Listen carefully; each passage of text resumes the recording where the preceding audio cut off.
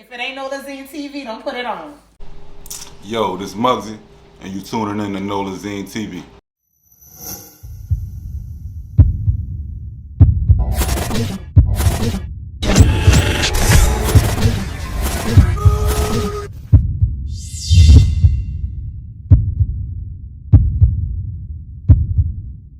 Okay. Yeah. So, I want to give you, I'm like your flowers while you're here. You know. Yeah, man. That's Early before we start the interview off, cause but when I was 18, I didn't even know what the hell Laplace was at. For sure. And you put it on the map. Absolutely. It's definitely at Key West. Absolutely. that was the age I was going to Key West. Yeah. Like I know most people go. You're a veteran. Most people don't know that. That's why that song really started popping. Yeah, I'm like DJ Silver. He played it a lot. Damn. Yeah, so I was there when the song kind of broke. Yeah, you know the history. Yeah, I was young, just going to the clubs. Yeah. But like like how was it for you to actually break your song early on, and like all through Louisiana? I'm like from the place. That shit was tough. Cause I ain't had no co-signers. Nobody brought me in the game or nothing. Well, Gregory D, but nobody who was actively in the music, rapping and shit. So that shit was tough. And when you tell a motherfucker you from Laplace, what the fuck is that? Like, you know what I'm saying? But it was cool though. You know what I mean? We just was on the grind. Shit was different back then though. Right. It was just me from on the outside looking in. I'm like, but I just thought your song just boomed as soon as you played it. No. We was grinding. So what the struggle was with it? It was a struggle.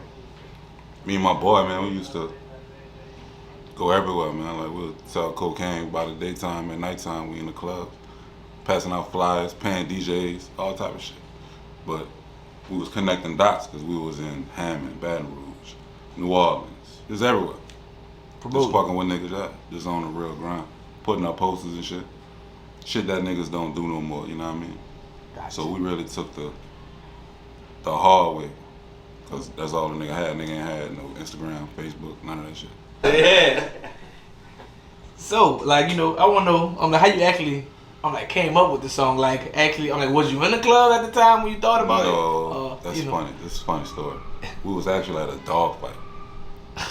Yeah, niggas used to fight dogs in the flash back in the G. So we was at a dog fight, and my boy was fighting his dog, and we got into it with the niggas who he was fighting the dog against.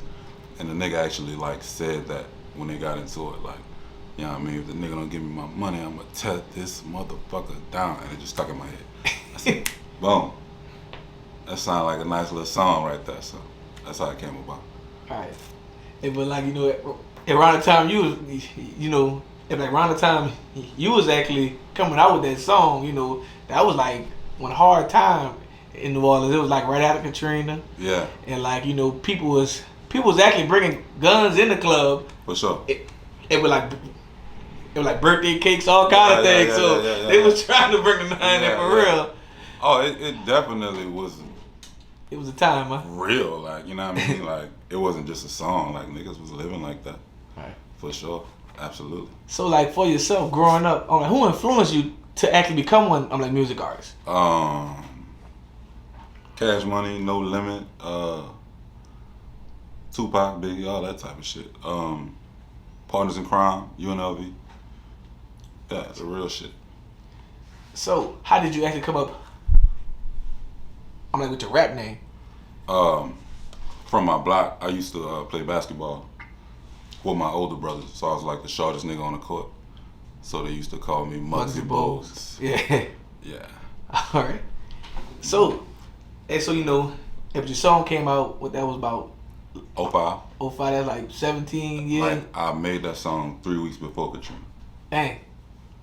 Yeah. So I'm 17 years later, but you were a businessman, kind of father and everything like that. Yeah. So tell us, how life has transitioned. Since you actually put that song out. I'm still in entertainment, just more behind the scenes doing shit. I don't rap no more. Nigga can't pay me to rap, literally. You cannot pay me to rap. Not doing no shows. Like I said, I'm still in entertainment, clubs, I mean, I produce a record every now and then for some whoever. That's it, dog. Other than that, I'm just trying to get this money to take care of my kids. You feel me? I kind of put my work in, the real work. Right. You know what I mean? So if you just happily actually go to one on another on like dog fight, you gonna come up with another song, huh? No, I'm gonna just enjoy the fight. I just threw that in there. Yeah, I'm gonna just enjoy the dog fight. So being one music artist and having one crazy experience back in the day on the road, traveling through the chilling circuit. Yeah. I want to hear. What's your craziest story like before your like after party, concert experience, etc., etc. Well, there's one crazy story happened in Lake Charles. We got booked for the show, so I leave the hotel, get to the venue, and I see a nigga outside, right? He just outside chilling. He ain't really doing nothing. So I go inside. I do the show. I come outside. Then I get on the phone. I'm on the phone. I see the same nigga pacing up and down outside of the club. So nigga like, yo, such and such paid you? I'm like, yeah, he paid me. I'm straight. All right. So I call my people. I'm like, look, man, let's go. I don't know what's up with dude. We going down the street. Get to the hotel. The ambulance is coming back. This nigga done killed the promoter. No. Did you to pay him before me? Killed the nigga, son. That's crazy. Well, I got some crazy experience. I'm pretty sure you wilding behind them $300-400, man. I'm gonna kill you, nigga. So no, I'm sorry. He might not have killed the promoter. He shot at the promoter and killed his brother or brother-in-law or something. Yeah, he killed somebody. He killed somebody for sure.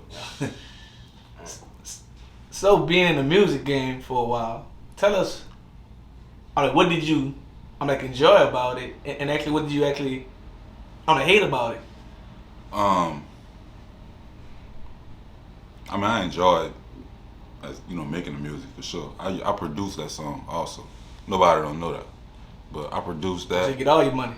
Yeah, so I was in pretty much, I did a lot of records for niggas producing shit, but that's what I loved about the music game. But right now, that shit don't exist. Like, niggas don't give a fuck who did the beat at all. Like, niggas don't get no credit. Like, niggas probably got the whole fucking top 50, got 3 songs in the top 50, and niggas don't give a fuck. Like, you know what I mean? Hey, yeah, but the producers don't really get credit like that. None, dog. That shit crazy to me. Hey, but unless you got one, known tag. If some people I know, okay, Weezy, I don't know who he is, but if it's just stuck in my head. But that shit just became cool. At first, that shit was corny as fuck. Right.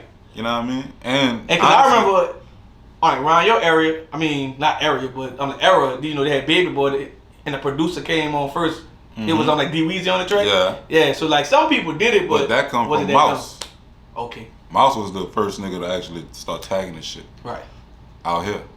But nowadays, you could send a nigga, like if you sending out beats to artists and you got your tag on it, nigga gonna take that bitch off. Like if you send it to like a real nigga, like a young boy or whoever, like some of them niggas just take that bitch off. Cause they ain't trying to promote you and they shit. Right. You know what I mean? And so actually being behind the scenes, do you find it crazy that so many people aren't trying to get the people credit? Yeah, that's crazy as fuck. Yeah, because I heard one songwriter say, man, it'd be crazy because the people who actually singing the song that you wrote, they don't even give you no respect. None. They don't even know you. Yeah, for real. I guarantee you, if you pull up on 5 rappers and ask them if they ever met the people that produced their records, I guarantee you they say, I never met the nigga in my life. They don't even be in the same studio. See, back in the day, nigga had to come bring his keyboard, drum machine. Nigga had to be there at the studio, the producer. You know what I mean? Yeah. And y'all working on the song together. Well, it was speaking on back in the day. Back in the day, you had to do the hard work. I tell a lot of artists not coming, they really got it easy. Yeah. Just with the internet, but you actually had to go through them small towns and get your name known, got CDs. I want to hear, what's your experience from back in the day Well, I want to hear your experience. I want to hear your gaming knowledge of it. Like, what do you think is a big difference from like putting out music now versus back in the day? Back in the day, we had to spend a lot of money. It's a lot of money. From CDs, flyers, traveling, rental cars, gas, all that shit costs. Merch. And like promotional items. Yeah, that's what I'm saying. Like, we had to spend a lot of money. Nowadays, you could just make your own flyer on your phone, put it on your Instagram, email it. You know what I mean? You ain't got to really spend too much money. But niggas don't want to spend nothing. Oh, I know. You know what I'm saying? These niggas don't want to spend nothing. Niggas don't want to pay for quality videos. Niggas don't want to pay for quality photo shoots. Nothing. Yeah, like most rappers, they kind of before it's like the upcoming rappers, want to just have the look. Yeah, like clout. But they'll show the money. It probably ain't their money. They'll show the money, but like when it's time to spend it, they don't have it. Yeah. I'm like, so how you expect your career to go a little further? That's crazy. Like, that's why I know how to shoot videos. I'm good at it, but I can't fuck with these niggas, man. Cause the nigga will rap 30 bands in my pocket, cock. Niggas, all right, give me 500 for this video. So I got 2. Ooh, shit. Nigga patting his pocket. Hey, with that 30 at, man, I had to hand it back to my partner. 30 bands in the back of the Escalade with the pounds and the pills. Like, where the 500 at? It gotta be a hard life being a rapper, but like also, we gonna talk about. Yeah, I don't hang with rappers, but I hang with rappers after 5 o'clock. After 5 o'clock? Fuck no. So, I got this question for you. If we were just talking about, back in the day how it was dangerous, and it's still dangerous, as far as being a rapper. Like, I want you to explain. I'm like, just your knowledge of like how to move as a rapper, because it's very dangerous as being a rapper. Everybody know you at. It's just different. It's dangerous as fuck right now, and niggas be talking that talk also. So when you be pulling up in these different parts of town or different cities, like, niggas gonna test that. You know what I'm saying? So, I mean, be careful. That's all I can say, dog. And take a lot of pictures. Take a lot of pictures, because you're going to jail. When you die, we gonna need all them pictures for your obituary. Need all the pictures. All that. If you want to fly one, so just take a lot of pictures. Take a lot of professional ones, huh? A lot of pictures, cuz, please. So, I'm gonna ask you the question, like, actually when you put your song out, it was a club banger, but it was talking about, being like drunk and having a gun on you. But like now, but it was fun though. You know what I'm saying? It was fun, but now it's got, you hear that now. It's like more of dude really talk about it out. Yeah, right. Like you talk about something happened at a dog fight. Yeah, right. I just was talking about just camaraderie with your partners. Like when y'all rolling, that's automatic. If we come in this bitch together and something happen, we got to go down together. You know what I'm saying? That's just, you get taught that early. You should be taught that when you're rolling out with your partners. This shit go down, we just gotta go down together, and hopefully we come out on top. You know what I mean? But and so do you feel like that's crazy, like how rappers just tell about their ops and just everything, not like they kind of expose themselves. They do that and then wonder why they go to jail and wonder why it should be happening to them. It's like, fuck, nigga, you fucking pretty much told on yourself the last fucking 2 albums. The last 2 albums. Like, fuck, I know everybody you killed. But like, I mean, like actually, do you think that if your song would actually went, further if they had social media out back in the day? Absolutely. I had no radio play, no radio support or nothing. And I would have thought it'd been on the radio. That's how much it got played. It got on the radio in like 2009. It was 4 years later. Yeah, but Q93 special. I can't talk about the other radios in Louisiana, but Q93 has been outdated since I knew him. See, I had this shit all fucked up in my head, dog. Like, I thought, okay, I make a song, it get popping in the streets, everybody playing it, the clubs playing it, and the radio just play your shit because you hot. Don't work like that. You get to learn the business. It don't work like that. Yeah. You got to pay somebody. I don't give a fuck if you got the hottest song in the world. Yeah. Hey, but Q93 has been payola. Oh yeah. And artists don't really know that. Like artists think that you could just vote your song on the. Fuck no, they might man. play you once at the most. No, man. And on the mix show. Niggas be like really wanting to smoke with Wild Wayne. Like, man, that man can't help you. That's how you felt back in the day when you was like, damn, they ain't playing my song. Like, what's up with that? It didn't bother me because I still was moving around. I was doing more shows than the niggas that was number one locally. You know what I'm saying? So I wasn't tripping. And honestly, that's why it lasted so long, because it was some real ground roots. You know what I mean? Shit, like this shit was like really like the DJs made this happen. And like you were moving around actually around the time Boosie first started getting hot. For sure. No, like, Boosie. Oh wait, no. No. Boosie was hot, but he wasn't mainstream hot. He wasn't mainstream. Yeah, he was Chitlin Circuit. I'm sorry, let me say before Boosie. Like I'm talking about before Boosie jumped on the Baby Boy remix and Zoom and all that. When Boosie went mainstream, Boosie had like 9 chargers. Yeah. But like Boosie was known and all through the Chitlin Circuit, but also like, I'm talking about when he went mainstream. Yeah, for sure. It was like around that 05. Yeah, it was around that time. But like he was hot since he was like 16. Yeah, for sure. So I did, but I did correct that too. Yeah, New Orleans picked up on Boosie late as fuck. Well, I think New Orleans, and I speak on this with a lot of people, especially at that time, New Orleans still had that mentality of only fucking with New Orleans, like, and they kind of lose by not messing with the whole Louisiana. Right. And that's why so many artists are kind of like stuck. Mm-hmm. Like they don't realize all the chilling circuits pay you. Like, for sure. I talked to like 5 artists, they don't even know where. I'm like Bonky, Louisiana. Bonky, Louisiana got a club and all the people gonna support you. Yeah, for sure. They got places in Streetport that's small, but they gonna support you. Yeah, and guess what? They gonna pay for you to come at least once a year. For sure, absolutely. But New Orleans artists, man, I'm gonna go to Houston or Atlanta, and them people that about to put you on. It's like 3 million people out there. Yeah, I probably got booked in New Orleans in my whole music career like 4 times. 4 times? Yeah, paid. Like we're gonna pay you to come perform 4 times. And they still play your song to That's this what day. I'm saying. That's crazy. You gonna play your shit in every club, but they wouldn't pay you to come. You know what I mean? Now, if we talking Lafayette, Lake Charles, Shreveport, Alexandria, hundreds of shows. Like from Thursday to Sunday. Like Opelousas, fucking all kind of fucking little country towns and shit. Like that's who gonna pay you. They don't give a fuck. They pay them $1,200, $1,500, $2,000, $20, whatever. They paying that shit, man. That's crazy. They paying that shit.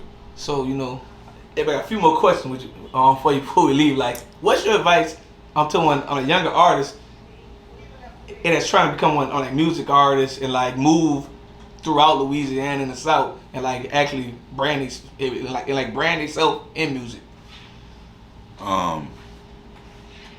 Just stay consistent. Like, don't put out one video and think that you about to get a deal, you about to have everybody fucking with you, and everybody gonna like it.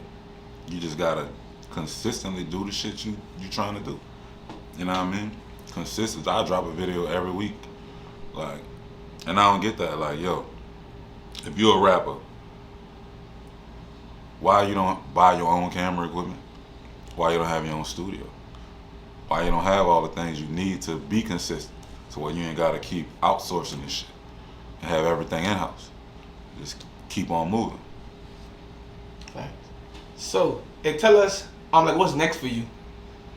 I don't fucking know. I be doing all type of shit. I got all kind of shit popping, but I don't know. I really don't know though. Gotcha. I got a tow truck company. I sell cars. I did Vogue, but I left Vogue. I don't know his name. Getting money, that's it. We're gonna get some money. Hey, that's always good. Yeah, gotta do that. My children expensive as fuck. All right. And also, but last but not least, tell everybody, where can you find you on social media? Mugshots. And just other platforms. Mugshots on Instagram, MUGGSHOTS. I forgot my Twitter. I don't know my Twitter. But Mugshots, that's where you can catch me at. It's lit. All right. Oh. Well, you come ask me. You like to ask that? Okay. I'm asking why. You never touch on it. Okay, I'm asking. So, tell the people why you don't want to rap no more, art do shows? I've outgrown that shit, bro. I mean, you ain't never too old to do it, but I just feel like I'm just over that. That's just a chapter in my life. You know what I mean? And I'm really just over that shit. It's like the nigga who fucking, like the nigga you went to school with that played ball. Nigga used to keep a ball on his fucking hip every day balling. You know what I mean? And then, you know, now the nigga not thinking about that shit no more. You know what I'm saying? You can't pay the nigga to get on the court. That's just how I feel. Like that shit don't excite me. I don't get excited. My song come on, I don't get excited. It's cool, you know what I mean? I appreciate it, but it's just a chapter, dog. That shit just can't be went. And I want to get out of the way. Like a lot of niggas don't know how to do that either. Get out these fucking a lot of people people way. are signed to in the way entertainment.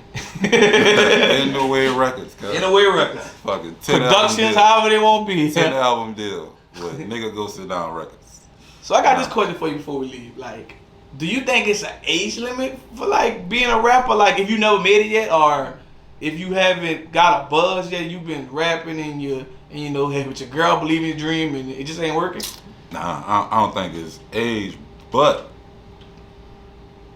if you not in tune, then yeah, get the fuck. If you fucking 40 years old rapping like fucking Master P or like the old 2 Chainz flow, like you gotta go. Like that shit done came and went. Now if you a nigga like 2 Chainz, this nigga down to 50 years old, but he's still in tune with what's happening. You know what I'm saying? Right. All right. Now if you got big fucking jabos on and like you gotta get the fuck out of these people way, man. Let these little You might be niggas bringing have it this back. shit. Let these little niggas have this shit. You gonna get shot playing with these little boys. That's how you want to shit you be shot. Yeah, man. Stay out of the way. Please. All right, we done.